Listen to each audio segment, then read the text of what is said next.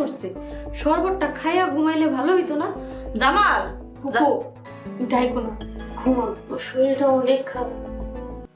Hello viewers, কেমন আছেন সবাই? আজকে কথা বলবো বছরের নাটকে এপিসোড 44-এ কী ঘটতে পারে তার নিয়ে। গত এপিসোডটিতে আমরা দেখতে পাই এপিসোডটি ছিল পুরা রহস্য ও টেনশনে ভরা। পুরো এপিসোডটি এক গ্লাস শরবতে পুরো পরিবারের শান্তি নষ্ট করে দিয়েছে। যে শরবতটি জামালের জন্য রেডি করা হয়েছিল তা খেয়ে ফেলে হিমেল। এরপর থেকে শুরু হয় আসল ড্রামা। হিমেলের শরীর হঠাৎ করে খারাপ হয়ে যাওয়া, সবাই ভাবছে ফুড পয়জনিং, কিন্তু দর্শকরা ভালোভাবে বুঝতে পেরেছে ব্যাপারটি আসলে সহজ না। কারণ শুরু থেকেই বড় ভাবির আচরণটি ছিল সন্দেহজনক। বারবার ওষুধের কথা বলা আর ভয় না পাওয়ার দিকটি খুবই সন্দেহ বাড়ছে।